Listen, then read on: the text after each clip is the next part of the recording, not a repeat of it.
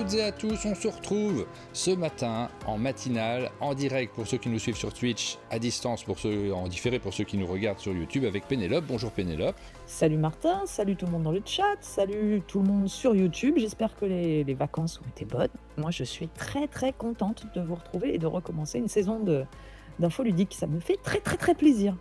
Et oui, c'est le format des actus ludiques, c'est le format dans lequel on vous parle de ce qui s'est passé normalement dans la semaine, mais là c'est la reprise, c'est la rentrée, on a pas mal d'actualités, alors on va essayer de ne pas partir trop loin, on ne va pas vous faire 2 mois d'actualité, on va rester concentré sur les toutes dernières actualités, on a quelques nouveautés dans cette émission. Auparavant, cette émission était construite avec des images que l'on préparait, ça nous prenait beaucoup de temps, alors on passe toujours du temps, mais cette fois-ci, on va mettre toutes les informations en ligne sur le site unmondedejeux.fr et vous allez pouvoir retrouver au moment de la diffusion de la vidéo YouTube, c'est-à-dire si vous regardez en direct, la page n'est pas encore prête, mais au moment de la diffusion YouTube, en même temps que la vidéo YouTube, vous aurez la chance de pouvoir regarder tous les liens qu'on vous donne, ce qui permet, c'est pratique notamment quand on parle de financement participatif ou d'actualités qui sont visibles en ligne, de pouvoir cliquer et de les découvrir au fur et à mesure. Sinon, pour cette première, le sommaire de notre émission n'a pas changé du tout par rapport à l'année dernière. On va garder la même liste d'informations. Puis c'est le moment de le regarder.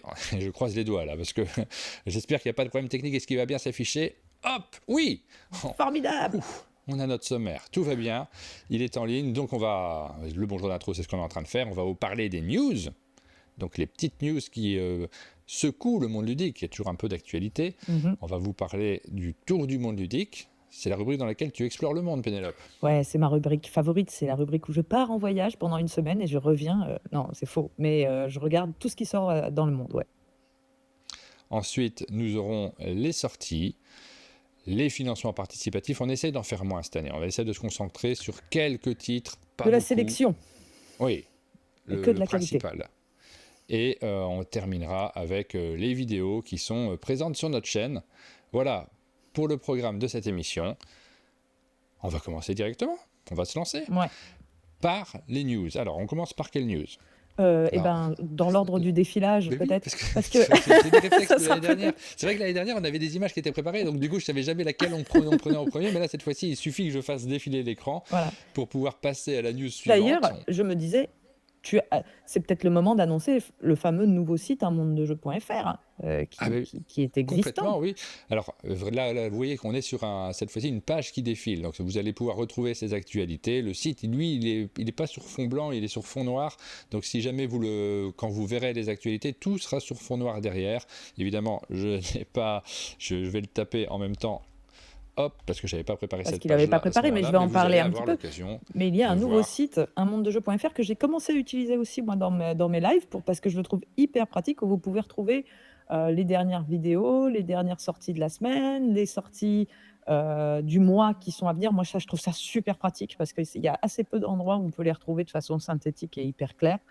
Et puis des petits brefs jeux de société. Je me permets de présenter. Et surtout, le truc que je trouve cool, c'est que tu as mis tes bandes dessinées à un coin BD. Et je trouve ça trop chouette de pouvoir retrouver ça.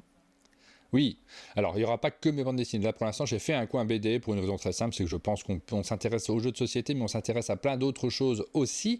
Et c'est bien de mettre en perspective cette passion du jeu.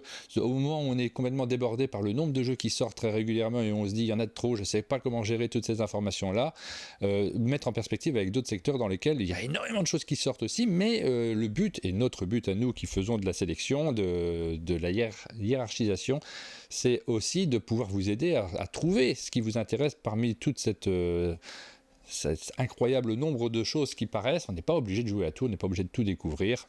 C'est le cas en rajoutant d'autres choses, ça vous permet aussi de... Et alors sur cette rubrique du coin BD, je vais mettre d'autres choses. Là, pour l'instant, il n'y a que mes bandes dessinées, mais il y aura aussi des articles sur les BD qu'on a lus et qu'on vous conseille. Et il y aura aussi d'autres dessinateurs. Je vais essayer de proposer à quelques autres dessinateurs qui font de belles illustrations de temps en temps. C'est ouvert. On peut juste poster une illustration et ça permettra d'avoir une petite page sur laquelle on a envie de se connecter pour voir, parce qu'on aime bien voir le travail de nos illustrateurs de jeux de société. Et puis, garder une trace écrite de tout ce que vous faites aussi sur un monde de jeu.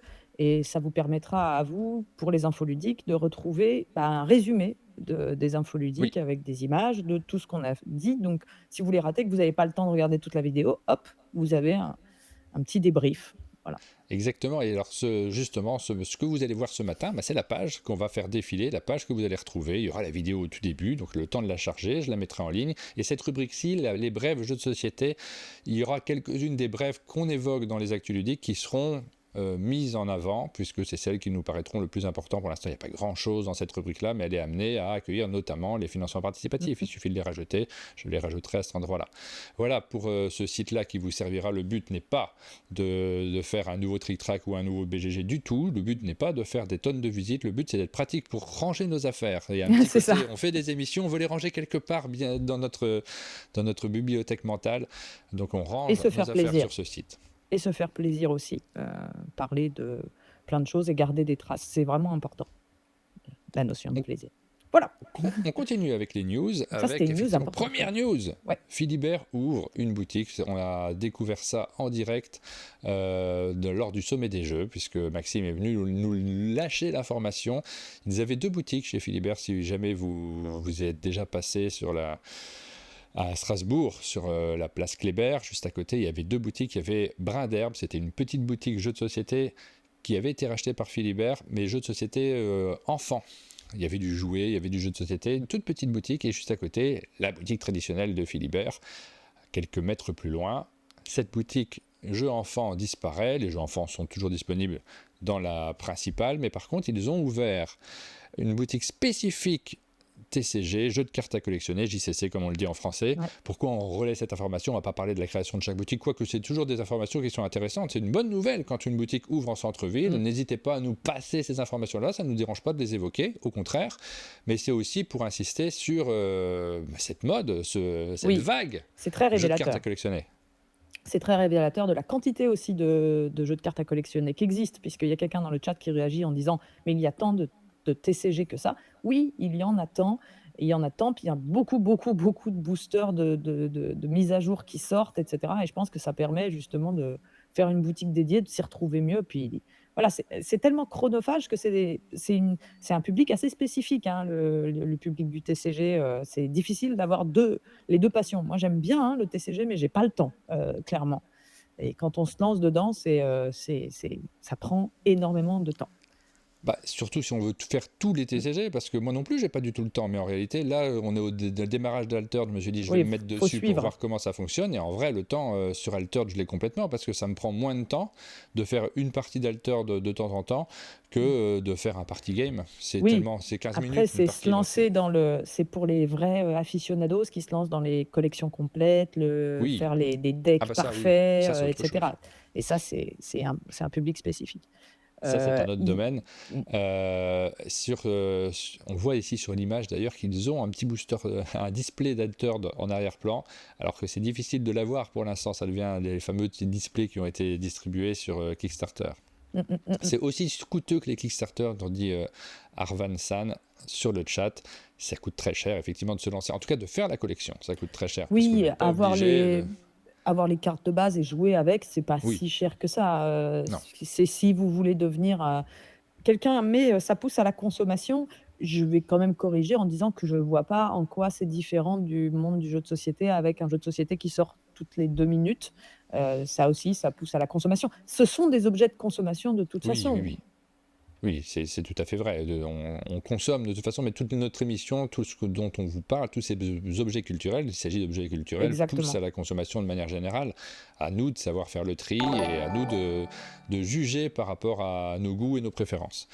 Donc voilà, petite boutique, c'est une toute petite information, c'est la première de cette émission. On fait dérouler la page telle que vous allez pouvoir la retrouver sur le site juste après, quand on aura mis la vidéo en ligne, et nous avons, ça y est, le Spiel qui s'approche. Le Spiel et le Festival de Vichy. Mon moment favori de l'année.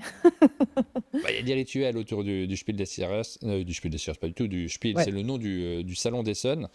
Il y a des rituels, notamment ce fameux rituel de regarder la page de Board Game Geek sur laquelle vous allez pouvoir voir tous les jeux qui sont annoncés par les éditeurs, qui ont déjà été révélés. Oui, ça c'est... Et ça vous permet aussi peut-être de cocher, à la manière d'un catalogue de Noël, les jeux que vous avez envie de découvrir. Ça permet aussi, même sans aller au Spiel, ça permet de découvrir vraiment tout ce qui risque d'être les sorties et les jeux qui vont faire l'actualité sur toute l'année à venir et toutes les futures localisations françaises. Et c'est vraiment une espèce de il y a environ, en général, entre 1000 et 1200 jeux qui apparaissent dans cette liste. C'est tous les jeux qui seront visibles à Essen. Et moi, c'est un moment bonbon parce que pratiquement tous les éditeurs font leur grande sortie à Essen. Donc, ce ne sont quasiment que des nouveautés. Et donc, c'est vraiment le moment où vous allez retrouver tous les jeux dont on vous a parlé cette année et qui ont été annoncés. Et là, ils arrivent à Essen, ils seront jouables à Essen. Donc, voilà. Et donc, le lien va être trouvable sur le site d'unmondedejeux.fr. Oui, voilà, exactement. La page qu'on vous a montrée là, on la met en ligne, donc vous aurez l'occasion de découvrir tout ça. Et vous pouvez commencer à faire votre liste de jeux que vous avez envie de découvrir sur ce salon, si vous y allez, ou si vous n'y allez pas d'ailleurs, parce que on va essayer de suivre ça de loin et de vous donner des informations sur tout ce qui se passe. Ouais. Sur ce Spiel, il y a une application aussi. Oui, c'est ce que j'avais rajouté. Là, si vous allez au Spiel, il y a une application dédiée qui permet vous avez un plan, ça va localiser le jeu que vous voulez voir sur le plan et tout. C'est super pratique. Elle s'améliore en plus d'année en année, cette application. Alors, on continue de dérouler nos actualités. Nouveau patron chez Asmodée, un nouveau PDG, directeur général. Alors, c'est Thomas Kogler qui rejoint pas du tout parce qu'il était déjà chez Asmodée. Oui, ça fait un bail. Prend ce poste. Donc, c'est effectivement Embracer qui a désigné un nouveau PDG à la tête d'Asmodée et ils ont également formé un conseil d'administration dans lequel, parmi tous les membres du conseil d'administration, on pourra retrouver Marc Nunes, qui est le fondateur d'Asmodée à l'origine. Donc, il est toujours là. Et ce nouveau PDG, effectivement, ça doit faire, je ne sais pas, une dizaine d'années qu'il était déjà à Asmodée, à divers postes. C'est pas du tout un inconnu, c'est un habitué. On nous dit que c'est Gabriel Attal. Oui, non, c'est la photo qui fait un peu cet effet. C'est Gabriel Attal, j'ai l'impression plutôt. Mais... Alors, ça a beaucoup bougé au sein d'Asmodée ces dernières années. On a eu plusieurs PDG qui se sont succédés et ça a beaucoup bougé en interne aussi. C'est une maison d'édition qui s'est restructurée aussi suite à l'achat d'Embracer et puis à la fusion, parce qu'il y a plusieurs studios et forcément ils ont fusionné, réuni les forces. Il y a pas mal de mouvements, on ne les commentera pas dans cette émission parce qu'on n'est pas du tout les mieux passés pour dire, ça serait la séquence où on dit n'importe quoi et où on irriterait énormément les gens qui travaillent chez Asmodée en racontant des choses qu'on ne sait pas forcément. Oui. Mais c'est la vie des maisons d'édition et celle-ci, forcément, on la suit toujours avec beaucoup d'intérêt. Oui. C'est pour ça qu'on annonce l'arrivée de Thomas Kogler, puisque c'est un peu, c'est pas la maison mère du jeu de société, mais en tout cas, c'est une maison qui a énormément compté dans le développement du jeu de société en France. Oui, tout à fait. Alors, petite news que tu as ajouté aussi, c'est... Oui. Alors ça, c'est des news, on revient un peu sur des news qui ont eu lieu pendant l'été. On a dit qu'on se concentrait sur les dernières news. Moi, je me suis dit, je vais me concentrer sur les news importantes parce qu'il faut quand même en parler. Et si jamais votre seule source d'information, c'est les infos ludiques, il faut que vous le sachiez. Mais Trick Track, la chaîne YouTube, a uploadé pendant l'été l'intégralité de toutes les vidéos, de toutes les archives vidéo de Trick Track. Donc, ça a été une journée un peu folle où on a vu arriver sur YouTube, je ne sais plus combien de vidéos, j'ai plus le chiffre exact, mais des centaines de vidéos qui ont déboulé comme ça. Et alors, c'est tout en vrac, hein, du coup, débrouillez-vous.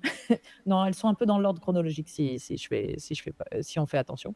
Par contre, voilà, c'est il n'y a pas de présentation particulière, tout est arrivé en même temps et c'est surtout, je pense, à titre d'archive et de plaisir personnel. N'hésitez pas, si vous n'avez jamais connu cette période, à aller découvrir ou redécouvrir ces vidéos. C'est assez Kinder. Hein. Il y a des moments pépites.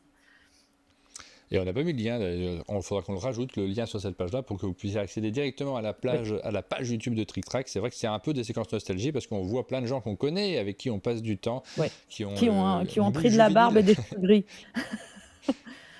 Là, je vois Thomas Coé, par exemple, qui fait tout jeune, à côté de Guillaume Montiage. Voilà, donc c'est effectivement, si vous voulez aller regarder tous les gens du monde du jeu jeunes, allez sur la page de Trick Track. Je vois le commentaire de Barrick qui nous dit c'est super le nouveau site. Barrick, j'ai pensé à toi en le faisant aussi parce que c'est fait avec Notion. C'est un site Notion pour ceux qui... On n'est pas du tout sur un outil qui utilise des sites web professionnels. C'est un peu du bricolage. Ouais. C'est vachement sympa comme outil. Il faudrait qu'on ait un partenariat avec eux. Avec Notion, je ne suis pas sûr que ça les intéresse beaucoup. On va parler maintenant de Board Game Arena, c'est notre sponsor, l'un des sponsors de nos émissions. Et c'est le moment de mettre un jingle, Board Game Arena, parce qu'on a toujours notre jingle, on y tient beaucoup. C'est parti!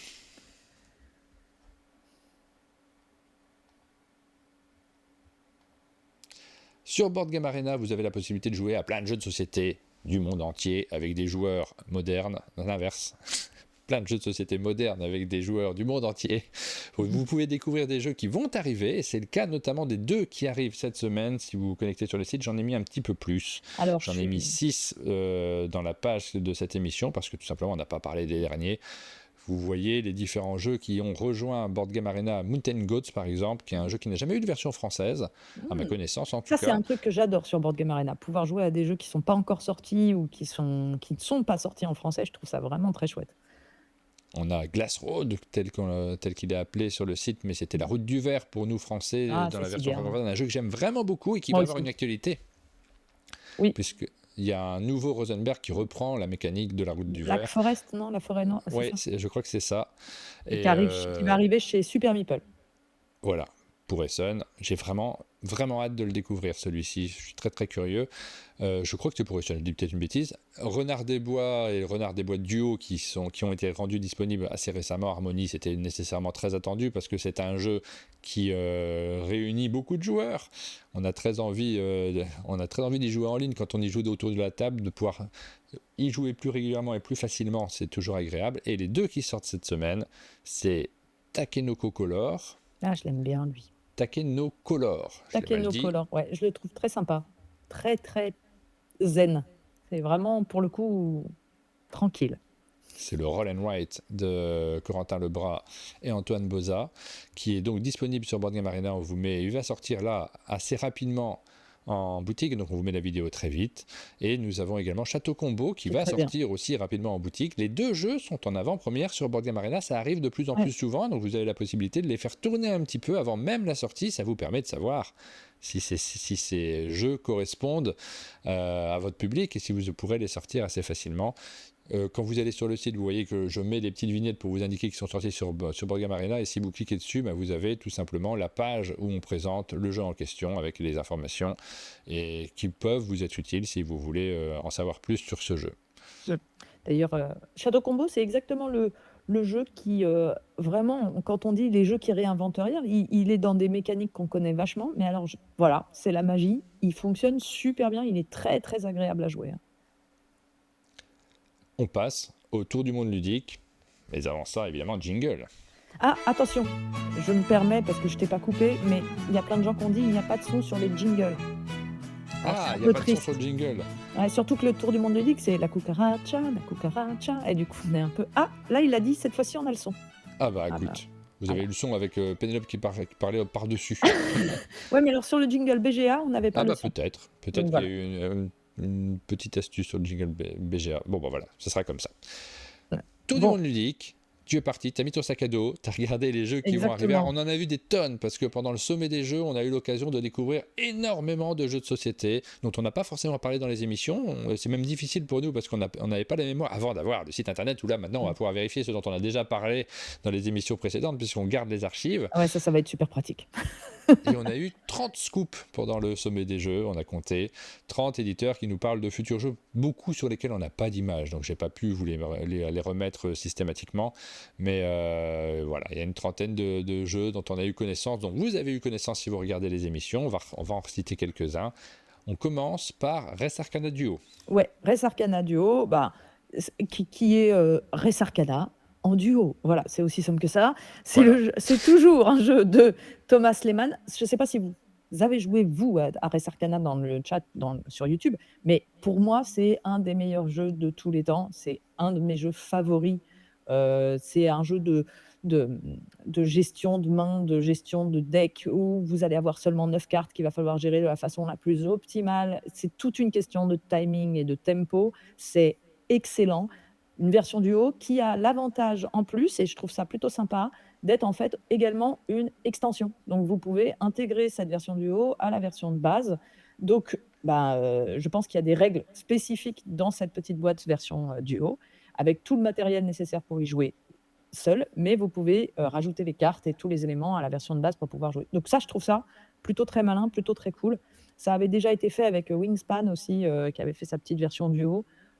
C'est un format, je trouve, d'extension qui me plaît bien, parce que je trouve que c'est pas contraignant. Voilà, il y a ce côté, si j'ai déjà la boîte, je sais que ça me fait une extension. Si je l'ai pas, je peux découvrir par le duo, et cetera. Donc, surtout pour les gens qui jouent beaucoup à deux, comme c'est mon cas. Donc, voilà, Res Arcana Duo, qui a été annoncé, je vois plus la date, mais qui a été annoncé pour dans pas longtemps. Novembre 2024, Voilà, noté chez Sandcastle Games. Ouais. Toujours un jeu de Tom Lehmann. Ouais, illustré par Julien Delval. Les 2 jeux suivants sont des sorties annoncées. Alors, on avait déjà parlé des 2 jeux suivants, mais on n'en avait pas parlé pour leurs annonces. Ils ont été annoncés durant l'été, donc là, je reviens sur les grandes annonces de l'été, hein. C'est un peu la seule émission où on fera ça. Il y en a qui vont dire: «Ah oui, mais ça fait déjà 2 semaines qu'on le sait». Oui, parce qu'on n'en a pas parlé dans les infos ludiques. Donc Beyond the Horizon qui sort fin 2024 et Galactic Cruise qui va sortir mi-2025. Les 2 vont être chez Super Meeple. Beyond the Horizon, c'est clairement ma plus grosse attente de jeu expert de cette année, parce que moi, j'ai adoré. C'est la «suite» entre guillemets de Beyond the Sun qui est mon jeu favori en expert, 2e jeu favori en expert. C'est dans mon top 3 parce que c'est extrêmement simple, extrêmement épuré, extrêmement élégant, très peu de règles, beaucoup de profondeur de jeu. En gros, vous avez juste un seul pion d'action de placement d'ouvriers et ensuite, vous avez 4 actions au départ et tout va se développer durant la partie. Vous allez développer un genre d'arbre de technologie qui va vous donner accès à de plus en plus d'actions et donc le jeu est vraiment une courbe d'apprentissage énorme et qui est très, très agréable.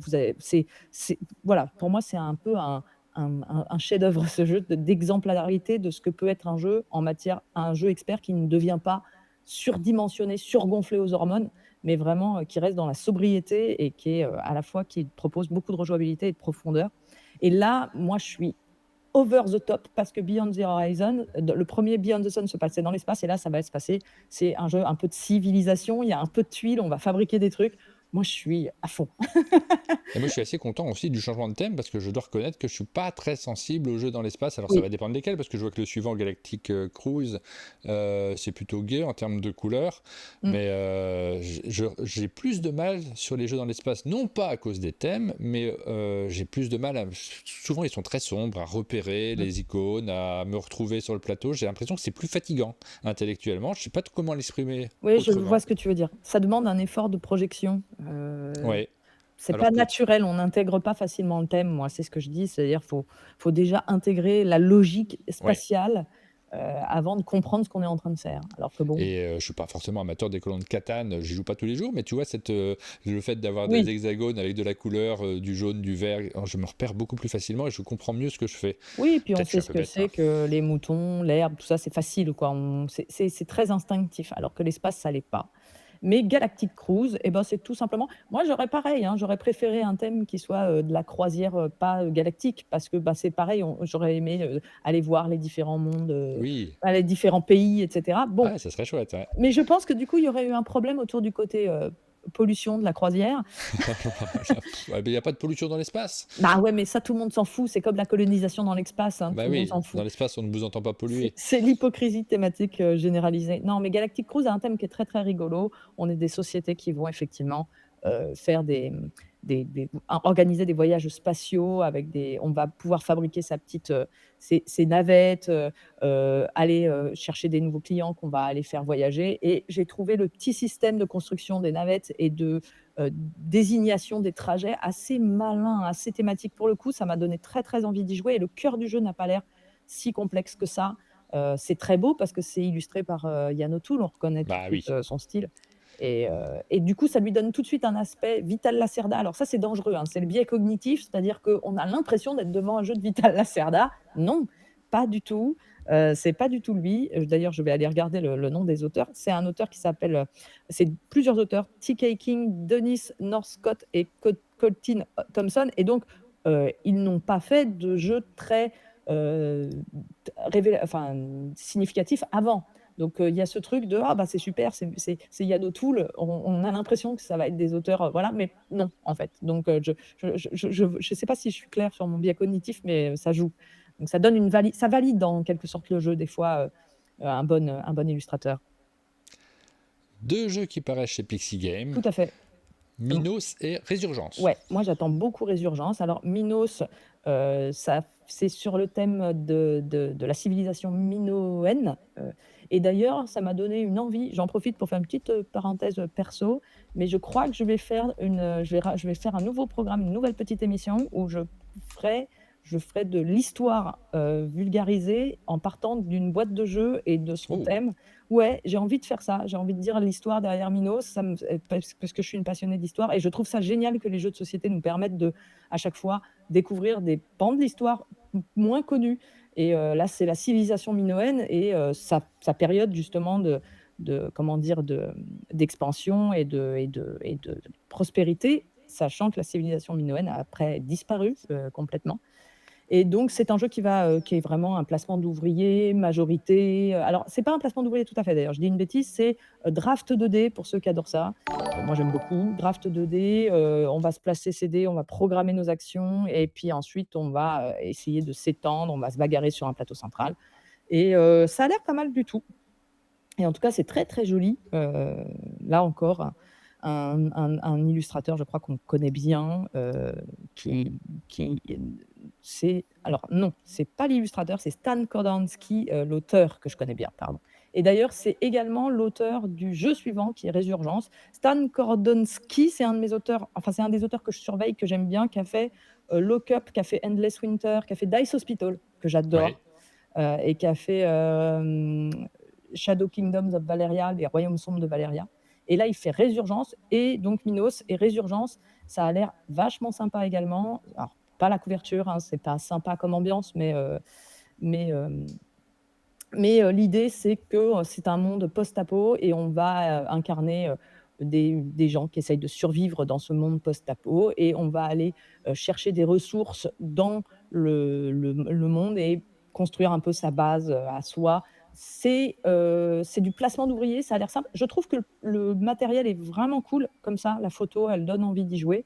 Et il y a un principe assez rigolo d'allocation comment dire, de meeples. C'est-à-dire que les meeples sont neutres, un peu, et on va dire, bah, ça sera mes meeples, je vais dire qu'ils sont de cette couleur et de cette couleur, ils vont faire telle fonction et ensuite on va les mettre, on va les faire agir.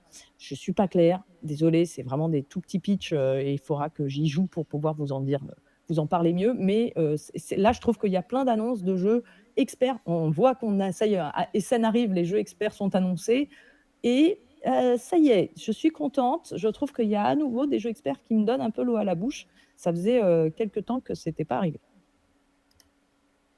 Voilà, pour Résurgence. Est-ce qu'on a fait le tour des jeux en français? Non, pas encore tout à fait. Je suis désolée, il y en a plein. Oui. Il y a Arx chez Matago. Je ne sais pas s'ils sont dans cet ordre. Alors là, c'est Living Forest Duel. D'abord, on a Living Forest Duel. Je te laisse en parler peut-être. Oui, bah, on a eu l'occasion d'y jouer. On vous l'a présenté pour ceux qui étaient en matinale avec les ludonautes, puisqu'on a Cédric Lefebvre qui est venu nous en parler de Living Forest Duel. Et ce jeu-là, c'est la version pour 2 joueurs de Living Forest. On va retrouver l'univers, on va retrouver... C'est vrai, je lisais sur le chat qu'il y a énormément de jeux pour 2 joueurs, mais c'est un format qui me fonctionne bien, qui a beaucoup de public, et aujourd'hui ça marche. Donc on a souvent des déclinaisons de joueurs, on a souvent des déclinaisons roll and write ou enfants des jeux de société des grands classiques, mais on les a aussi en version de joueurs. Là, ce qui a été développé, ce qui est bien vu, parce que Living Forest se joue déjà très bien à 2, ce qui a été développé dans celui-ci, c'est le côté tir à la corde avec les conséquences directes de chacun de nos choix. C'est important aussi, là, quand on fait un choix dans un jeu de joueurs, que ça soit orienté sur le suivant. Il y a vraiment des adaptations qui sont bien vues, et j'ai pris plaisir à y jouer. On peut partir dans des directions qui sont complètement différentes les unes des autres à chaque partie. Il y a 4 façons de l'emporter dans ce jeu-là. Donc voilà, après, à vous d'y jouer, à vous de le découvrir, à vous de voir si ce jeu vous plaît. Moi, ça m'a plutôt plu. Ouais, bah, ça fait envie. Et la dernière localisation annoncée, c'est Arx chez Matago. Encore un gros jeu, même je dirais un bon gros jeu pour à partir de 14 ans. C'est de Call World, le même auteur enfin le même auteur et même illustrateur, hein, on reconnaît le style de Cal Ferrin que, Roots et toute leur série de jeux, Roots. Ah, on a le J'ai pas heu, cliqué sur la bonne image. C'était pas c'est l'image ça. la plus intéressante que j'ai montrée à l'écran. Mais là, c'est un jeu de science-fiction et de stratégie qui est un peu j'aime bien quand ils font ça dans les jeux de science-fiction, qui est un peu abstraitisé. On conceptualise l'espace, on ne fait pas une carte de l'espace, à proprement dite, on le conceptualise.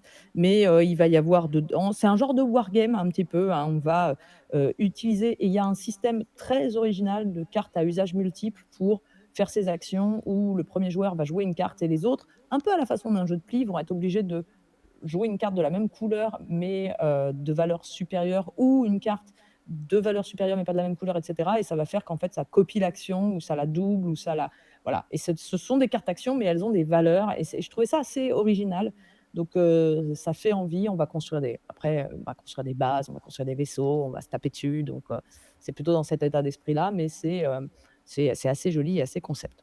Voilà, donc ça, c'est toutes les annonces françaises et il y en a quand même eu un paquet, heu et encore, on n'a pas parlé de tout parce que, on a parlé que de Oui, la alors ben partie non, émergée de l'iceberg de cet été. très très loin d'avoir parlé de tout, mais c'est pas non plus la peine de vous noyer. Et toujours dans ces émissions, il y a énormément d'éditorialisation, de plus en plus d'ailleurs, puisqu'on est obligé de faire le tri, mais c'est un plaisir de le faire également. Voilà et On on passe au tour du passe monde. à l'étranger, effectivement. On part aux États-Unis sur le premier jeu. Alors, j'ai Non, marqué en Grande-Bretagne. oui, je crois que c'est la Grande-Bretagne. Alors ouais. Alors, bah, c'est, Undaunted 2200 Callisto. On en avait, vaguement parlé. Maintenant, il y a des images qui sont sorties, donc c'était surtout, pour ça. Undaunted, c'est, Inflexible, hein, Oui. qui jusqu'ici, ne faisait que des jeux historiques, avec, le thème, de la guerre, hein, sur le thème du débarquement, surtout autour de 39-45. Petit jeu de deck building et de conquête de terrain, d'affrontement, pour 2 joueurs et là, on se retrouve avec une version, complètement, qui déroge à la règle de cette série. C'est-à-dire, c'est plus du tout historique, hein, vous l'aurez Ah non. compris. On repart dans l'espace, oui, c'est sombre. Voilà, on repart dans l'espace, c'est sombre, c'est fluo et Mais ça a l'air très joli, hein. et là, c'est pareil. Moi, je suis un peu comme toi, hein, c'est-à-dire que, du coup, moi, ça me décroche. Autant le Inflexible, l'histoire, moi, ça me passionne, je trouve ça génial. En plus, ça reconstitue des vrais combats et ça permet d'apprendre des choses. Là, j'avoue, je m'en fous. C'est-à-dire que d'un coup, ça m'a pas du tout fait l'effet de: «Ah, c'est génial, c'est dans l'espace». Vraiment, je m'en fous, quoi. C'est donc c'est je sais pas vous ce que ça vous fait, mais je trouve ça, c'est sûrement très, très bien, donc on va voir ce que ça donne et puis on voit que ça te permet d'avoir un plateau différent. Les combats vont peut-être avoir lieu dans le vaisseau et pas sur un terrain, mais moi je suis pas plus, intéressée que ça. Voilà. Donc, après, les univers dans l'espace, il y en a plein que j'adore, hein. Évidemment, on n'est pas du tout contre ce thème-là, mais c'est vrai que je te rejoins là-dessus. Je suis moins sensible de base. Faut se plonger dedans à cet univers-là. On a nos préférences. Vous avez les vôtres aussi. On n'est pas du tout en train de vous dire qu'il ne faut pas jouer à des jeux qui se passent dans Ah, l'espace, bien au contraire. bah, non, ça a rien à voir. Stamp Swap, sortie anglaise octobre 2024 chez non, pas Alecat Games, j'ai fait une erreur, chez Stone Meyer Games. Je corrigerai ça, aussi vite que prévu, enfin aussi vite que possible. C'est de Paul Salomon. C'est un jeu de, comme son nom l'indique, collection de timbres et on est un peu dans la même idée que, Art Society, récemment ou, Fit to Print, c'est-à-dire que on va avoir des tas de timbres qu'on va drafter au centre du plateau pour, les mettre sur son plateau personnel pour faire sa collection et faire des points et cetera. Le twist, là, dans ce jeu-là, c'est qu'en fait, ça mêle une mécanique de I split you choose qu'on avait dans, par exemple, The Great Split. En gros, vous allez récupérer des timbres et puis vous allez créer 2 collections, de 2 petits tas de timbres devant vous que vous allez proposer au choix à tous les autres joueurs et ce que je trouve sympa, c'est que chacun son tour, un joueur va choisir un tas de timbres dans la collection de son choix autour de la table. Il va dire: «Bah, moi, je vais te prendre, toi, cette moitié-là» et à ce moment-là, le joueur auquel on a pris, une moitié va récupérer l'autre moitié pour lui et c'est comme ça que on va se partager les timbres pour former sa collection. C'est original et pourquoi pas, c'est joli. Par contre, c'est pas, ouais, c'est surtout très joli, en fait. Je vois qu'il y a Théo qui dit « C'est beau ça, j'ai envie d'y jouer ». Alors Théo, grande salle d'attente, hein, parce qu'on le reçoit juste après dans notre émission. Salle d'attente. On va discuter avec lui. Il est sur le divan. J'en profite pour lui dire, parce que s'il écoute l'émission, évidemment, Ouais. on l'accueille juste après. Voilà, et c'est le jeu suivant qui est... Alors... J'ai corrigé en direct, Stone Meyer Games. Tu es incroyable, ça permet ça. Du coup, je ne vous ai pas montré pendant le temps que je corrigeais en plus grand l'image. Et peut-être que la date n'est pas bonne non plus, puisque ça doit être la date qui allait avec le jeu. Mais je pense que si, hein, je pense que tout sera en fait octobre 2024. Partez du principe que c'est Essen en fait. Ouais. Tous ces jeux vont sortir à Essen, ou presque, même s'ils ont été annoncés à des moments très différents. Le jeu suivant a fait... On part à Bagdad après Essen. On est toujours en Angleterre. Donc le premier, effectivement, on était aux États-Unis, hein, puisque c'est Stone Meyer Games, donc il faudra que je corrige ça. Là, on est à Bagdad, c'est en Angleterre. Pas à Bagdad, mais le jeu vient d'Angleterre, c'est Alecat Games. Et c'est un jeu... C'est que tu penses que Bagdad est en Angleterre, et on a un peu honte, mais on n'ose pas te le dire. C'est un jeu de Fabio Lopiano et Nestore Mangone. Alors là, on a un duo qui fait super parler de lui. Enfin, il y a Darwin's Journey, Newton, Autobahn, Stupor-Mondi d'un côté, de l'autre côté, Sankoré, Shackleton Base, Merv, Zapotec. Bref, ils ont une biographie de jeu absolument monstrueuse derrière eux. C'est l'école italienne du jeu de société et ils en sortent très régulièrement. Les duos changent à chaque fois, hein, c'est pas les mêmes duos d'auteurs. Et là, c'est Bagdad, la cité City of Peace. C'est ce qui est marqué en dessous, là ? Oui, c'est ce qui est marqué en dessous. Oui. Moi, The City of Peace. Ça sort en 2025, pour le coup. Là, c'est pas tout de suite. Et on est à Bagdad durant l'âge d'or. Et là, on est dans le classique. Les joueurs vont incarner le rôle de vizirs qui vont essayer de construire leur prestige, le prestige de la famille et d'agrandir la cité de Bagdad. Je pense que c'est un thème qu'on connaît par cœur. Mais au niveau des mécaniques, il y aura du Rondel Game, toujours pas trouvé de traduction correcte, mais on va dire que c'est un jeu de manège où vous avez votre petit vizir qui va circuler comme ça dans une piste, hein, comme dans Iki, le jeu, pour récupérer des équipements scientifiques, des étudiants et plein de choses. Il va se promener comme ça pour construire ensuite dans une deuxième partie la cité de Bagdad. Juste une annonce très récente, donc on a encore zéro vidéo, zéro matériel, zéro rien. On n'a pas l'image, on ne va pas vous la montrer, sinon évidemment on l'aurait mis en ligne. Voilà. Moonlight Marker, le jeu suivant. Alors là, on est chez Queen Games. C'est toujours des sorties Queen Games au moment des Sun. Effectivement, on va les découvrir sur place. Alors, tu as noté fin 2024, donc on n'a pas la date de la sortie boutique. Et puis, pour la France, c'est difficile de savoir quand les jeux Queen Games sortent parce qu'ils sont rarement... c'est Atalia en général. Il y a souvent des règles françaises dedans, mais ils sont rarement localisés. Ouais, c'est Atalia qui s'en occupe s'il s'en occupe. Moi, si j'ai noté ce jeu-là plus qu'un autre, hein, c'est parce que Dirk N est un auteur que j'aime beaucoup, parce que c'est l'auteur de Shogun, qui est un de mes jeux favoris du monde entier. Et il a également fait, d'un coup j'ai un trou de mémoire, mais vous allez voir, c'est Alhambra. Donc on n'est quand même pas devant n'importe quoi. Et le problème, c'est qu'il a fait d'autres jeux qui sont un petit peu moins bien. Donc à chaque fois, j'ai un petit espoir, et puis à chaque fois, je suis là, bon, c'est un petit peu moins bien. Mais là, on est sur un jeu d'enchères et de collection, où en gros, c'est tous les 29 jours, il y a un marché qui apparaît à la pleine lune. Je trouve l'illustration de la boîte très mignonne, d'ailleurs. Et on va être... on a l'impression d'être de nouveau à Bagdad. Hein. N'est-ce pas ? Et il y a peut-être une tendance. On repère peut-être une tendance de thème qui avait un peu disparu et qui revient en odeur de santé. Mais là... J'aime beaucoup ce thème aussi, je dois dire. Moi, j'aime bien quand le jeu nous emmène en voyage. Non, mais pas pareil. Le voyage d'histoire, pour moi, c'est vraiment le top. Et donc, dans ce jeu-là, on va incarner des bijoutiers qui vont fabriquer des colliers en or. Et donc, pareil, on va faire des enchères pour récupérer les plus belles pièces. C'est des cartes, hein, les plus belles pièces de bijoux qui vont nous permettre de fabriquer des colliers en or et de faire des points. C'est un tout petit jeu, je pense. Hein. On est sur à partir de 8 ans, des parties de 45 minutes.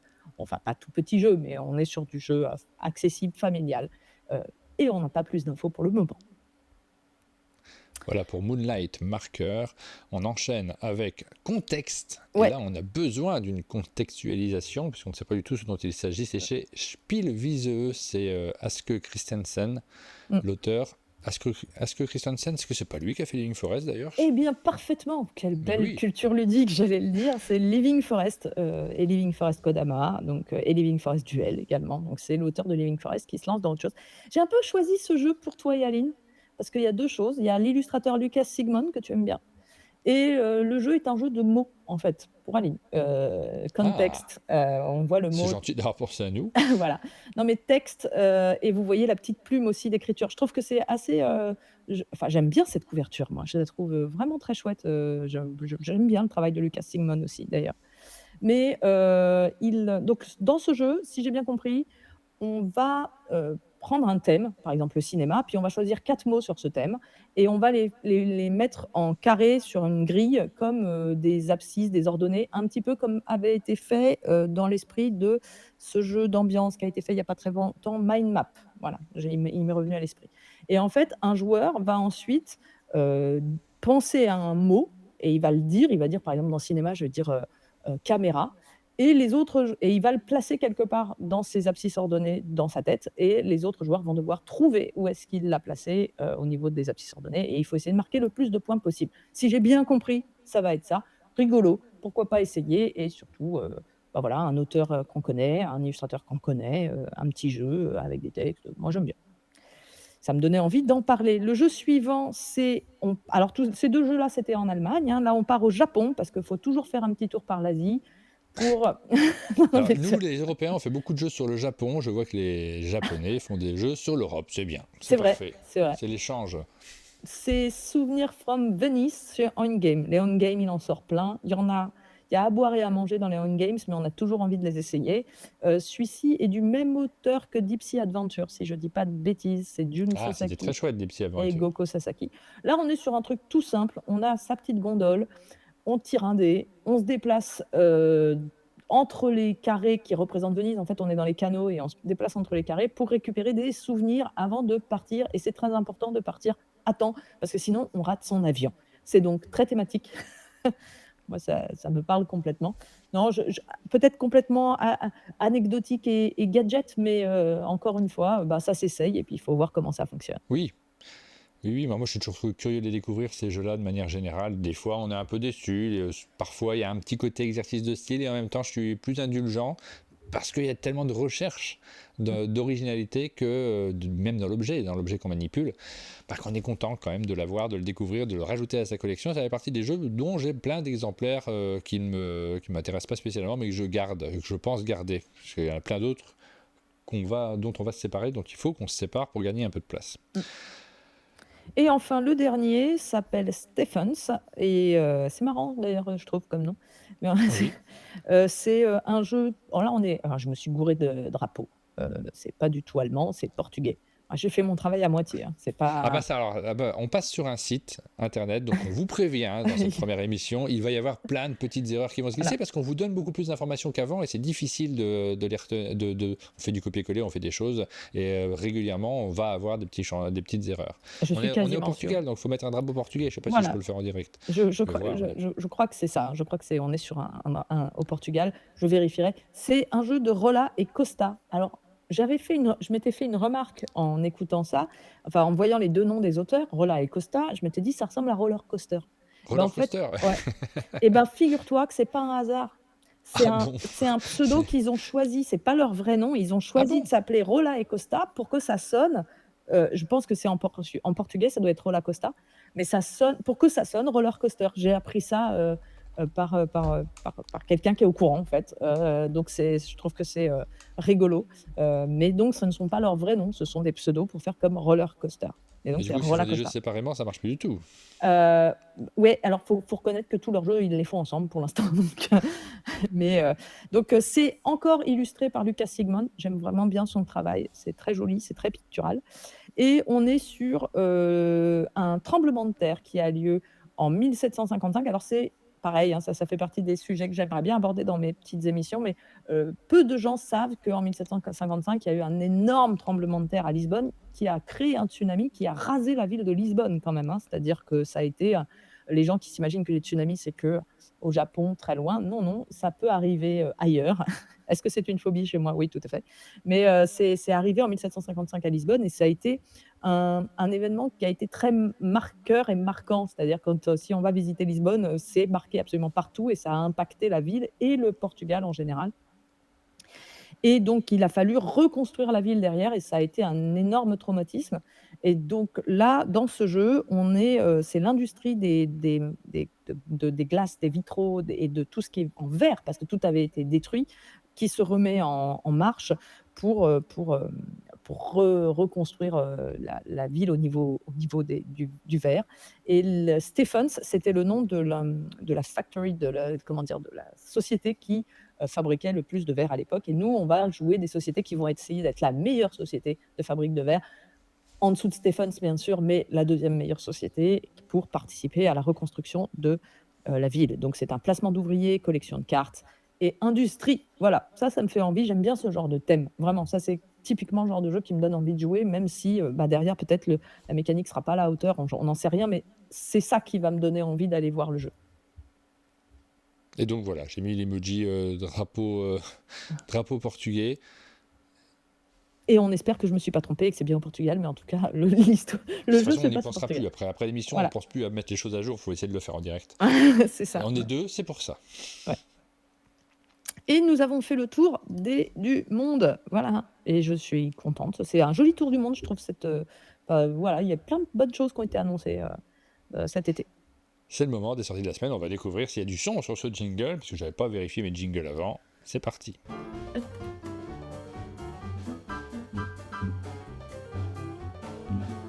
Mais oui, il y avait du son sur ce jingle.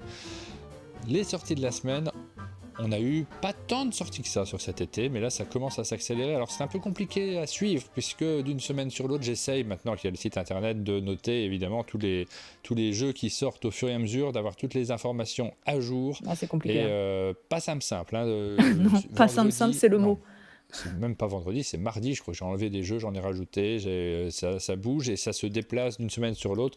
C'est la rentrée, hein, donc les informations arrivent un peu plus lentement que d'habitude, mais on a quand même une liste de sorties sur lesquelles on va pouvoir revenir ensemble assez rapidement, hein, parce qu'il y a pas mal de choses à évoquer. Alors, on regarde cette liste dans son ensemble. Là, vous aurez toutes les informations et vous allez pouvoir cliquer sur les différents liens pour pouvoir découvrir les jeux un par un. Donc, Mille Sabords, c'est le premier jeu dont on vous parle aujourd'hui. Donc ça, c'est la republication du petit jeu de Yams, publié par Gigamic, avec une nouvelle illustration de boîte.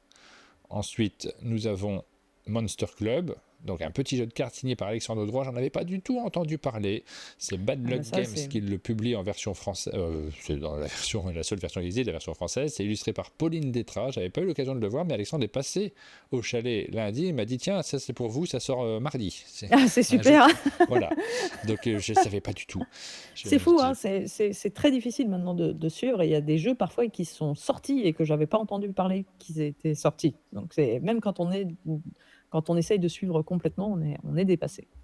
Donc j'ai mis quelques images en dessous. Là, ici, vous allez pouvoir patcher des cartes pour essayer de marquer des points avec vos petits personnages. Vous avez une couleur de personnage, une couleur masquée. Les autres joueurs ne la connaissent pas. Vous allez poser vos tuiles qui ont la forme de domino avec 2 couleurs dessus. Et votre but, c'est d'entourer entièrement vos personnages pour qu'on ne puisse plus les recouvrir. À partir du moment où un personnage a ces 4 bords qui sont adjacents d'un autre personnage, ils ne pourront plus être recouverts par une autre tuile. Donc, ce faisant, forcément, vous donnez des informations sur vos couleurs également. Donc, on est sur ce genre de sensation qu'on connaît un petit peu, mais avec un matériel qui n'est pas le même que d'habitude. Ça change un peu. J'y ai pas encore joué, mais on a le jeu au chalet. Merci à Alexandre de nous l'avoir laissé. On va pouvoir faire une petite partie. Flamme Rouge BMX. C'est la version pour les enfants de Flamme Rouge, grand classique du jeu de course. J'adore, hein, moi, le Flamme Rouge de base. Ah, il est super. Ouais, et donc là, on a une version enfant qui est plus accessible, qui est publiée par Gigamic. Drawpolter, donc celui-ci, on l'a découvert, on l'a montré un petit peu en matinale hier, je crois qu'on l'a montré. C'est un jeu, on est dans la collection Home Games, donc trop bien.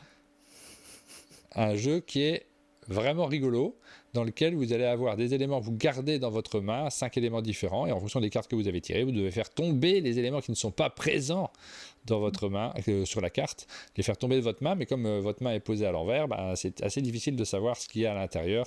On a essayé, on est dans l'exercice de style, très clairement. Ouais, puis faut penser négatif, c'est-à-dire ça doit être compliqué de se dire ah bah ça je reconnais donc je dois le garder, je dois jeter le reste. Ouais, Donc, c'est pas si simple en vrai. On a l'impression que c'est facile, mais en réalité c'est plus difficile qu'il n'y paraît. Voilà, vous voyez le matériel, les 5 éléments qui sont cachés dans votre paume, mais en fonction des cartes qui sont tirées ici, il manque un des éléments, donc il faut déjà identifier lequel et le faire tomber de votre main pour pouvoir récupérer la carte. Voilà, pour ce jeu, c'est encore une idée très originale parmi les jeux on-game. Le suivant, Unlock Risky Adventures, donc ça sort cette semaine. 13e volet déjà de la saga Unlock, forcément. Moi je le prends, forcément je vais y jouer, et surtout qu'ici l'un des scénarios est dans l'univers de Lapino. C'est pas la première fois que Lewis Trondheim dessine pour Unlock, parce qu'il avait fait une petite extension à un moment de Noël qui était librement téléchargeable, je crois, si je me souviens bien, qui avait été un peu tiré, mais surtout que vous pouviez télécharger sur le site, qui peut-être, j'ai pas vérifié, est toujours disponible sur le site d'Unlock. Il y a 2 autres scénarios, un niveau facile, à la couronne d'Altipia, et puis un niveau difficile, où on va intégrer un gang de mafieux new-yorkais infiltrés. Je suis évidemment très curieux de découvrir. Et je précise que l'infiltré de Little Italy, il a été scénarisé par Julien Jovis, que je salue, parce que Julien Jovis, c'est un ex-collègue à Trick Track, voilà, bah oui, bien et sûr. qui maintenant se lance dans le scénario et les jeux de société. Enfin, il va se lancer dans le jeu de société, dans le game design, et donc ça me fait plaisir. Voilà, je lui fais un bisou en passant. Bravo. Voilà, forcément. Moi j'ai un peu de retard dans les Unlock, mais là il faut que je m'arrête parce que j'adore Unlock. Windmill, je ne sais pas le prononcer, je sais pas comment, je te laisse le lire. Windmill Valley, qui est un nouveau jeu chez Pixie Game, dans lequel on est effectivement à la fin du 19e siècle, et on va développer, c'est cultiver les tulipes. Des tulipes, on le voit sur la couverture, bah oui. Voilà, avec un principe de roue crantée et des actions à l'intérieur. J'ai un avis mitigé sur ce jeu. J'aurais aimé l'aimer plus. J'y ai pas joué, moi. C'est moins complexe que ça en a l'air, ça, voilà. Et en même temps, le degré de... Enfin, ça manque un tout petit peu de choix, selon moi. Ouais. Alors, on a la boîte, merci beaucoup à Pixie qui nous l'a envoyé. J'ai pas encore eu le temps de y jouer avant cette émission. On aimerait bien pouvoir tout faire, mais c'est pas toujours le cas. Vous voyez les images, effectivement. C'est un jeu, alors en termes de durée de partie, on est sur 60 minutes. Effectivement, c'est relativement accessible. Vous voyez qu'il y a des liens d'affiliation. D'ailleurs, j'en dis un petit mot puisqu'on est sur cette page-là, que c'est la première fois qu'on montre ce site dans ce format-ci. Vous avez à chaque fois un lien d'affiliation qui, si jamais vous commandez en ligne, n'hésitez pas à l'utiliser parce que ça aide la chaîne de manière générale. Et puis, juste à côté, le lien vers les boutiques ludiques. Si jamais vous commandez, vous achetez en boutique, ce qu'on vous conseille évidemment dans vos boutiques de centre-ville, vous avez les informations sur les différentes boutiques. Sachez que c'est le lien le plus cliqué du site. Ah, ça fait plaisir. Regardez ça, c'est celui sur lequel il y a le plus de monde qui passe. Donc ça marche. Vous vous renseignez sur vos boutiques ludiques et c'est très bien.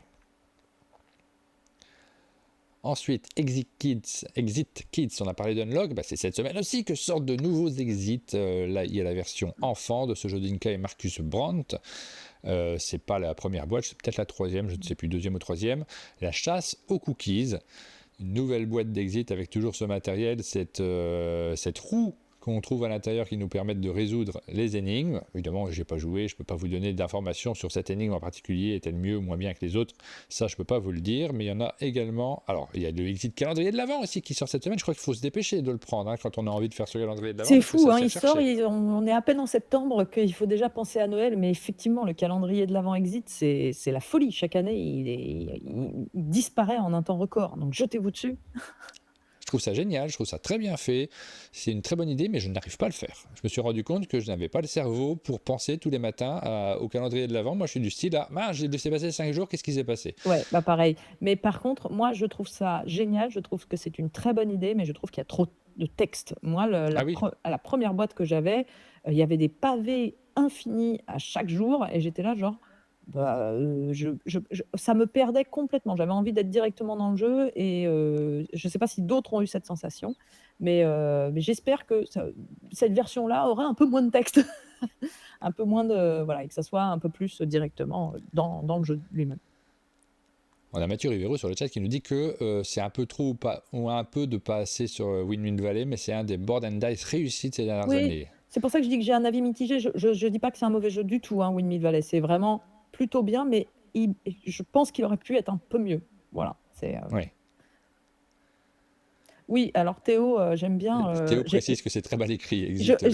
J'osais pas vraiment le dire, mais l'histoire n'est pas ouf. Ça, c'est vraiment vrai. C'est-à-dire que c'est peut-être pour ça que je dis qu'il y a trop de texte, c'est qu'on s'en fout. Voilà, encore une fois, quand on lit, on se dit oui, bon, d'accord, blablabla. Bla. C'est pas une écriture à la Baker Street où on se dit ouais, c'est génial, ça me met dans l'ambiance de Noël. Non, c'est un peu du texte de remplissage et il y en a trop.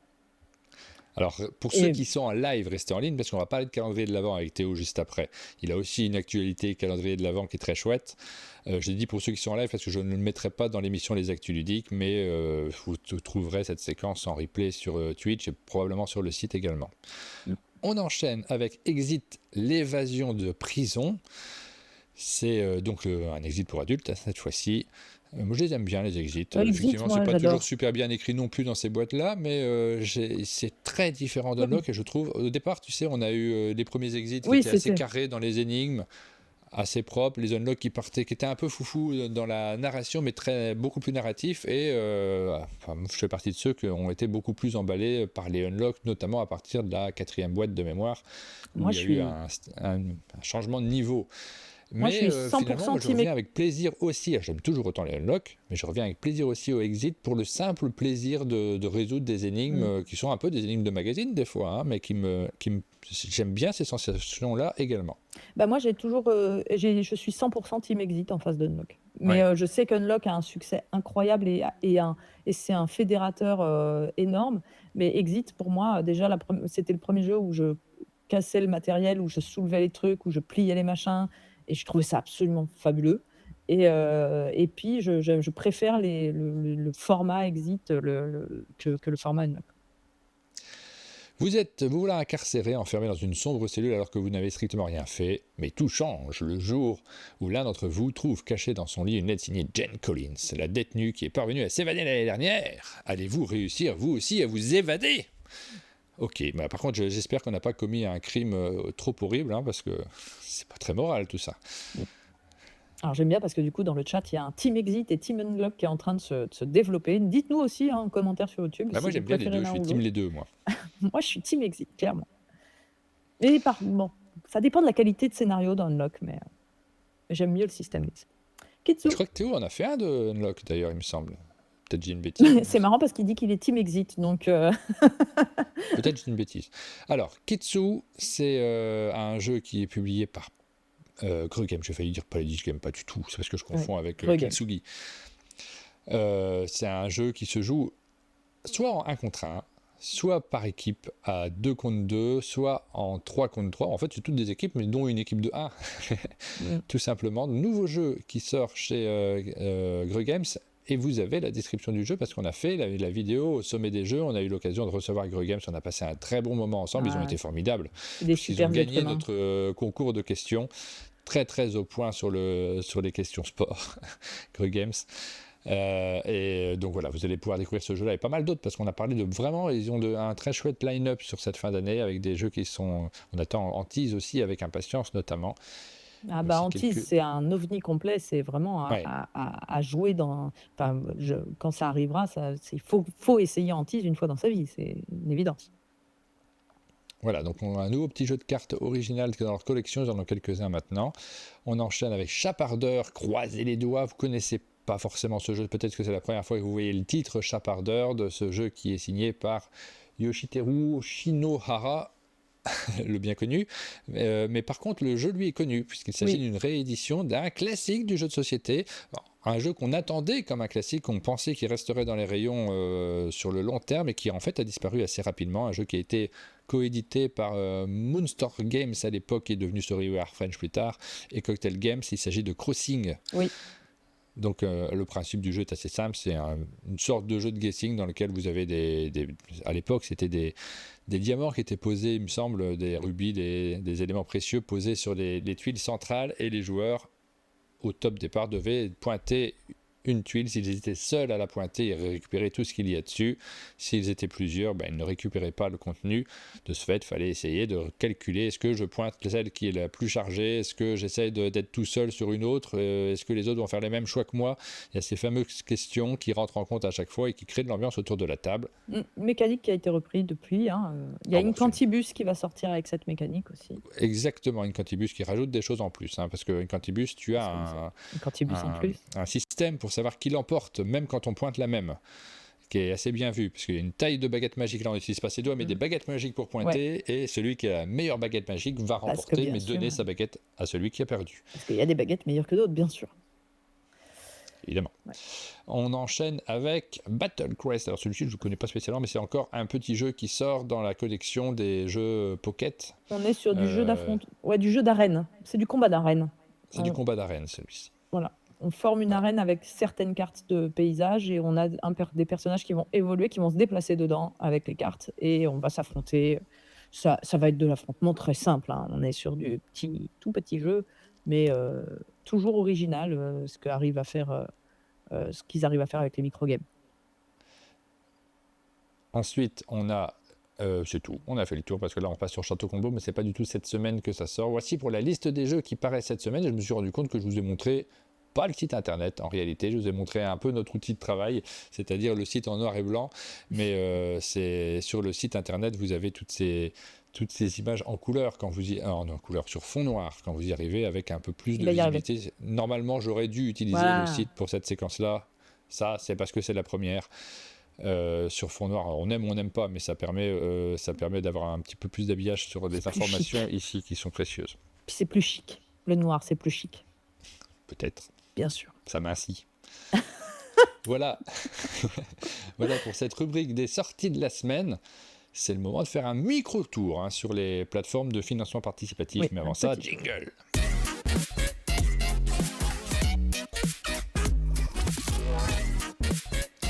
Micro-tour parce qu'on va essayer d'être plus court sur cette rubrique. Moi j'avais le sentiment l'année dernière qu'on se noyait parfois à vous montrer pas mal de jeux et je les retenais pas nécessairement, voire même la semaine suivante je me posais la question, est-ce qu'on a déjà parlé de celui-là ou pas? Ce qui est fou, c'est-à-dire qu'on est obligé de toute façon, que ce soit pour les sorties ou que ce soit pour les financements participatifs, de choisir des choses, donc des jeux qui nous attirent peut-être un peu davantage. Il y a énormément de jeux qui sont proposés en financement participatif, on n'a pas le temps de tous les étudier, on ne les connaît pas nécessairement. On en a retenu 2 cette semaine, qu'on a suivi depuis un certain temps, parce que c'est les jeux qu'on a annoncés dont on a reparlé. Dans les petites annonces, quand on a vu les visuels, on s'est dit, oh ça c'est chouette, et bien ça y est, ils sont disponibles en financement participatif, donc on va pouvoir les regarder ensemble. On commence par Natera New Beginning, donc un jeu, une boîte solide dans lequel, alors je dis solide pour les joueurs, pour les experts, dans lequel j'aime bien ce mot solide. Je dis n'importe quoi. J'aime bien, parce que je suis en train de réfléchir à la phrase suivante en même temps que je prononce celle d'avant. Il ne faut jamais faire ça. Mais vous allez incarner des animaux c'est anthropomorphique, dans un monde dans lequel il n'y a pas d'humains. On est d'ailleurs, je crois, après les humains sur ce jeu-là. Oui, un peu comme dans After Us.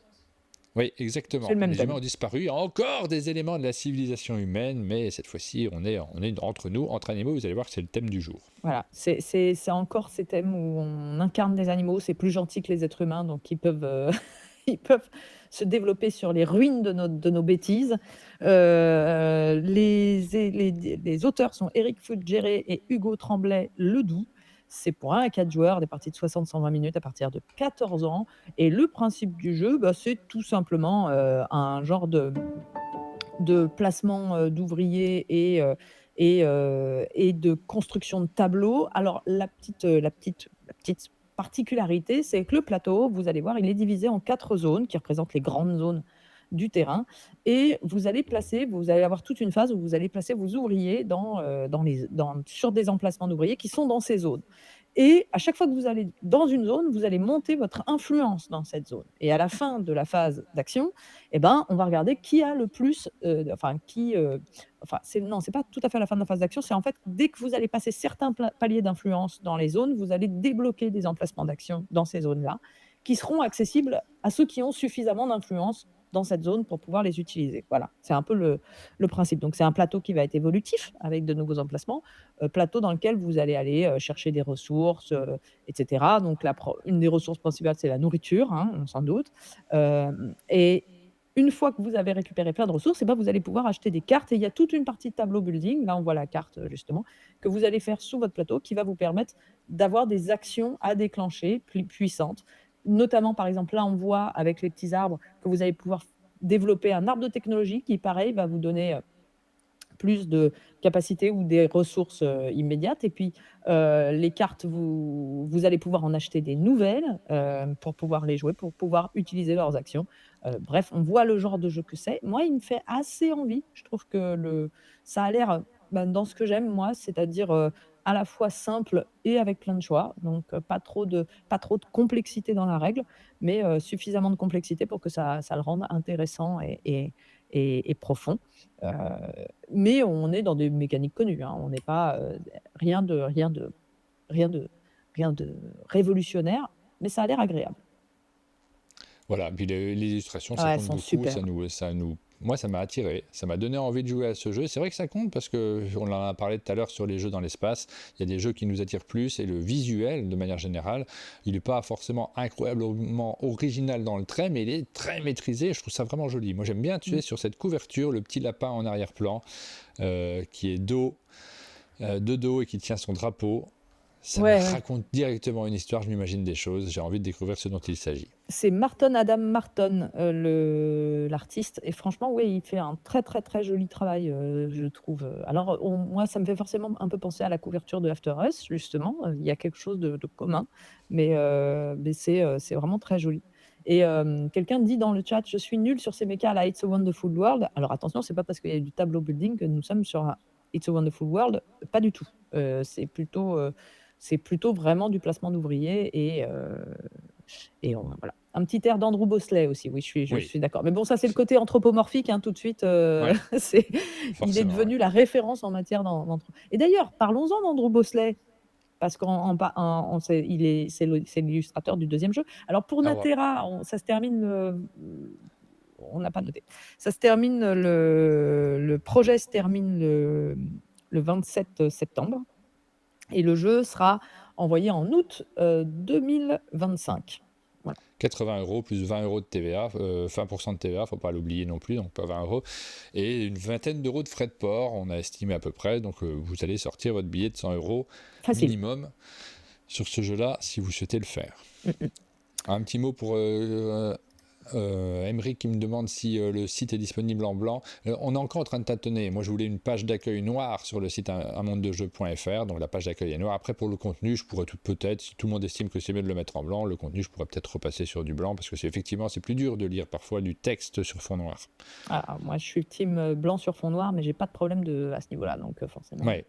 Ouais, bon, c'est discutable, ça je sais pas, mais je serai à Mmh. l'écoute, de toute façon, de ce que les gens disent. Le jeu suivant, c'est Everdell Duo, on en a forcément beaucoup entendu parler. Everdell qui est un jeu qui se joue aussi à deux, sans aucun problème, dans sa version de base, qui est... Alors, grande originalité de la semaine, hein, c'est vous incarnez des animaux et... Anthropomorphique? Voilà, complètement. Mais Heu, mais là, celui-ci, eux, ils l'ont fait depuis longtemps, hein, Andrew voilà, Bosley, fou, et ça il fait a un bail. rencontré un gros succès, Everdell, et on a le droit aussi à sa version duo, alors qu'il change un petit peu, parce que là, c'est plus ramassé en termes de matériel, ce qui n'est pas forcément une mauvaise chose, parce que les jeux étaient extrêmement chers quand on veut jouer au jeu de base avec son grand arbre central. Ici, ça sera plus accessible financièrement. J'ai noté le prix, on va repasser dessus pour regarder. J'ai noté de 18 € en fait, hein, la boîte de base. On a une version à 54 € si vous voulez des trucs en plus, mais c'est pas obligatoire. Évidemment, là aussi, il faudra rajouter de la TVA et les frais de port. Donc ça double le prix du jeu largement, la TVA et les frais de port. La TVA c'est normal, ça fait partie des prix, mais les frais de port sont à 20 € également. Et bah, Everdell, on le connaît bien, hein, on est sur un placement, d'ouvriers accessible et avec, encore une fois, construction de tableaux puisqu'on récupère plein de cartes qui vont nous donner plein de capacités. C'est un peu la force de ce jeu, hein, c'est toutes les cartes du jeu. D'ailleurs, moi j'ai remarqué un truc et j'ai trouvé ça chouette, c'est qu'une des critiques qui était souvent faite à Everdell, c'était la petite taille des écritures sur les cartes et c'est vrai que Oui, c'était un des jeux où il fallait vraiment sortir ses lunettes quand on avait passé un certain âge et là, on remarque tout de suite que c'est beaucoup plus gros Et au niveau des écritures, il n'y a plus le problème de lisibilité. Et c'est rigolo, mais dans le projet, il y a la possibilité de rajouter en extra, hein, de commander les cartes de tarot à format tarot avec des écritures plus larges pour le jeu Everdell de base. Donc ils ont écouté les critiques et donc vous pouvez acheter des cartes plus grandes avec tout le texte écrit en plus grand. Oui, c'est ça l'option à 54 €. C'est ça l'option à 54 €. Mais ça peut paraître un détail, mais c'est vraiment un sujet qui est revenu à mort autour de ce jeu, et tellement que, bah, ils proposent des cartes différentes mises à jour pour le jeu d'origine. Mais je pense que c'est un gros budget quand même, hein. Il faut vraiment être fan du jeu, hein, pour faire ça. Mais c'est vrai que c'était tout petit. On se disait au début, bah, pourquoi ils ont fait ça? La boîte légendaire, là, l'espèce de truc, tout cumulé, c'est absolument fantastique, en matière, d'objets, c'est vraiment très, très beau. Il faut avoir la maison à la taille de ce truc-là, mais voilà. Et bah, quant au jeu lui-même, voilà, c'est la version duel. Elle propose un mode compétitif, mais aussi un mode coopératif et Oui, aussi un mode campagne, pour ceux que ça intéresse. Et ça se joue en 30 minutes et ça dans la description, ils disent que ça va être plus ramassé, plus tendu que, je pense qu'on pouvait déjà jouer à Everdell à 2, mais je pense que les versions duo sont toujours là pour permettre de mieux équilibrer, surtout au niveau du temps et de donner un peu plus de tension qu'on perd souvent quand on passe à 2 joueurs, au lieu d'être à 3 ou 4. Là, ils ont travaillé là-dessus. voilà pour les jeux qu'on voulait vous présenter aujourd'hui. On va terminer évidemment sur Ah, cette rubrique des Kickstarter par une question qu'on posera désormais à chaque fois parce qu'on est concerné aussi par ça. On va se faire un petit budget sur un monde de jeu pour de temps en temps pledger. Est-ce qu'il y a un jeu qu'on aurait envie de pledger là sur les deux? bah, moi plutôt Natera. Plutôt Natera. Moi, il y a le prix aussi qui rentre en compte. Ah À oui. partir du moment où on se pose la question de savoir si on veut pledger, d'un seul coup, nous, c'est vrai qu'on parlait de manière complètement détachée du prix parce que souvent, on ne fait pas, on les achète pas. En réalité, on les regarde, on se dit, ah, ça me tente bien, je vais attendre la sortie, puis on verra bien. Le prix rentre en compte. Natera, c'est un peu cher pour moi, je trouve quand même 80 plus 20% de TVA et puis les frais de port qui se rajoutent. Voilà, c'est cher quand même. Moi, en termes de prix, je serais plus tenté par le Everdell Duo. Mais là aussi, il y a beaucoup de frais de port. Le problème, c'est les frais de port. Hein. Le jeu en lui-même, on a envie parfois d'avoir la version Kickstarter avec les options qu'on n'aura pas nécessairement dans le commerce derrière. Donc ça me tente à chaque fois. Je suis prêt à le faire. Il y a la question des frais de port qui se joue et est-ce qu'on pourra les récupérer en s'en affranchissant. C'est vrai que c'est pratique les boutiques quand même. Hein. Ne l'oublions pas, on est complètement libre de ne pas payer les frais de port sur les jeux qu'on achète dans une boutique. Alors je fais juste une petite parenthèse pour dire que s'il y en a qui sont intéressés, il y a également, alors on parle pas forcément, on s'attarde pas sur les extensions, les rééditions, et cetera, mais en ce moment, il y a en cours Barrage, la boîte légendaire, qui est en Ah oui. financement. Donc c'est le jeu Barrage bien connu qui sort en version Legendary, absolument magnifique. Et si vous allez voir, c'est très, très beau et bien sûr extrêmement cher. Puisqu'on est à 279 € la boîte all-in, avec tout ce dont vous avez besoin dedans. Ça, je ne le pledgerai pas. Mais voilà, pour ceux que ça intéresse. Donc voilà, la question, est-ce qu'on pledge un truc ou pas? Ah, là, tout de suite, je suis un peu... Il y a un peu de Bah, pas Barrage. frilosité de ma part. Mais... Et on vous le dira vraiment hein, quand on pledge quelque chose. Je suis un peu frileux. Ça me tente, mais est-ce que ça me tente suffisamment? Mais vraiment, on les a choisis parce que ce sont des jeux qui nous tentent. Cette semaine, les deux, on a envie d'y jouer. Bah, je pense que si on était riche, on serait moins frileux. Ah Mais oui, non, mais si j'étais riche, je prendrais les deux sans aucun voilà, problème. Mais j'ai envie d'y jouer, mais pas à ce prix-là. pareil. Voilà. Mais si je devais en pledger un, ça serait Natera parce que je connais déjà Oui. Everdell. Oui, s'il n'y a pas de limite de Si prix. si j'avais les thunes. Ouais. Et on arrive sur la dernière rubrique de cette matinale. On va passer très rapidement sur les vidéos qu'on a diffusées sur nos chaînes. J'ai pas regardé si tu en as remis depuis hier d'ailleurs, des vidéos.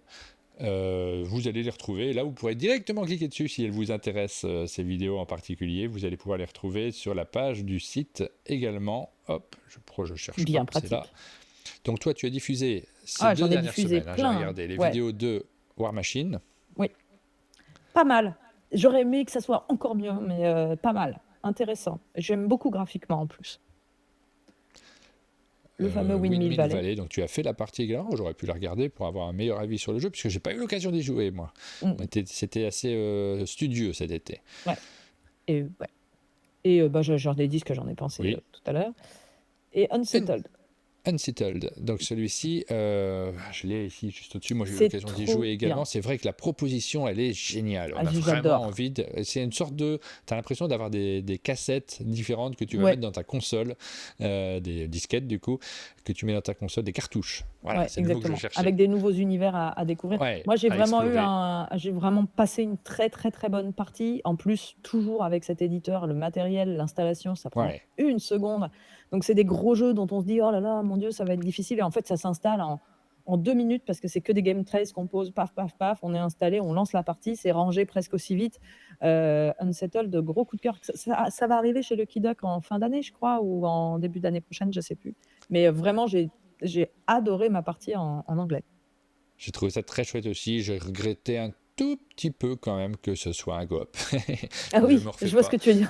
J'aurais aimé, parce que sur les coops, moi des fois je m'efface un peu. J'ai une tendance à, Ouais. quand je me sens plus un enjeu majeur dans l'histoire, j'ai tendance à lâcher un peu. Et ouais, le même concept, je veux le même concept avec du jeu qui soit pas coopératif, qui soit compétitif. Sur la chaîne d'un monde de jeu, vous avez la vidéo de Pirates de Maracaibo, excellent jeu. Une très belle sortie de cette fin Ah, je d'année l'aime pour les beaucoup. amateurs de jeux experts, mais pas trop lourd non plus. Donc celui-ci, je vous le conseille vivement. Nous avons Très, très chouette. alors une vieille vidéo qu'on avait faite mais qu'on n'avait pas rediffusée sur YouTube. Ça rentre dans nos ludothèques, la grande question, à travers les vidéos qu'on avait enregistrées ensemble sur 4 jeux différents, Pina Colada Dice, Everdell, Boop, Une et partie puis de Evenfall, pardon. Evenfall, Boop et Pilo Pilo Pilo. Pilo, ton jeu préféré. Une partie de Pilo Pilo incroyable. Ouais, mon jeu Ouais. préféré. Mais vraiment, j'ai un souvenir vraiment chouette de cette partie de Pilo Pilo. Tu m'as gâté au niveau de la miniature. Ouais, voilà, t'es derrière l'icône YouTube, c'est un peu dommage, mais bon. Ouais. Effectivement. Mélodie a décidé de mettre ça comme photo d'appelant quand je l'appelle sur son téléphone. Donc, c'est Bah oui, super. elle est super, elle est super cette photo. Je t'ai remis une fourche, je sais que t'es très sensible Oui, aux j'aime bien les fourches. fourches. Ouais. Ben oui, je le savais complètement. C'est un format, les jeux dans la bibliothèque, pour l'instant, on le met entre guillemets, entre parenthèses, dans la réalisation, parce qu'on voudrait le faire toutes les semaines, on voudrait le faire très régulièrement, mais c'est compliqué d'un point de vue financier, on va dire parler de budget, tout simplement. On n'a pas, c'est un format qui est sponsorisé par nos... Parfois, on a des sponsors, mais rarement en ce moment, mais surtout par vous qui regardez l'émission, donc c'est lié aussi à nos finances, et on va continuer à faire ce format, mais il est possible qu'on le saupoudre dans les différentes matinales et qu'on en fasse une compilation, en fait. On est parti sur cette option en se disant, là, financièrement, on pourra le réaliser. Par contre, organiser une journée entière à travailler sur ce format-là, c'est un poil plus complexe, actuellement, en tout cas. Migo, c'est un jeu qui sort de Bruno Feduti, il est paru la semaine dernière, il me semble, et à l'occasion de sa venue au chalet, on a eu l'occasion d'enregistrer une petite partie, on a enregistré plusieurs parties avec lui, donc voilà, vous avez la possibilité de découvrir ce jeu de Bruno sur la chaîne également, voilà pour les dernières vidéos que nous avons diffusées. Et il y en a eu davantage puisqu'on a rediffusé également les matinales j'aurais pu les mettre là d'ailleurs, nos matinales de ce début de semaine sont disponibles sur le site internet. Cette fois-ci, vous ne le trouvez pas sur la chaîne principale puisque c'est sur notre chaîne de replay que je mets un peu moins en avant pour ne pas noyer la chaîne. C'est plutôt ça. On se moque de... J'ai dit qui sort de Bruno Feduti, dit Pierrot. Effectivement, c'est un peu rigolo. C'est Ghost Dog, l'éditeur du jeu, évidemment. Voilà, oui, mais ça sort de sa tête d'une certaine manière, évidemment. Je fais un petit coucou à Pierrot d'ailleurs qui a fait une chouette illustration j'ai vu sur Facebook. Oui, magnifique. Le genre d'illustration. Je lui envoie un petit message pour savoir s'il a envie qu'on le mette sur le site, puisqu'on a une rubrique illustration sur notre site internet. Donc ça, il y a de la place pour les illustrateurs qui font des chouettes illustrations comme ça. Avec plein de petits détails, le genre de travail où je me dis, ça a dû prendre des plombs. Moi, ça me rend très admirative. Et en fait, c'est la fin de cette émission. On vous donne rendez-vous la semaine prochaine pour la suite de nos actualités ludiques. C'est la fin de cette émission pour ceux qui regardent sur YouTube, mais on va continuer à se parler en live avec Théo qui est juste à côté, que je vais inviter à venir me rejoindre juste après. Je vous dis au revoir pour tous ceux qui sont sur YouTube. On vous donne rendez-vous la semaine prochaine. Je vous fais plein de bisous et à très bientôt pour de nouvelles actualités ludiques. Pour les autres, restez en ligne. Ciao.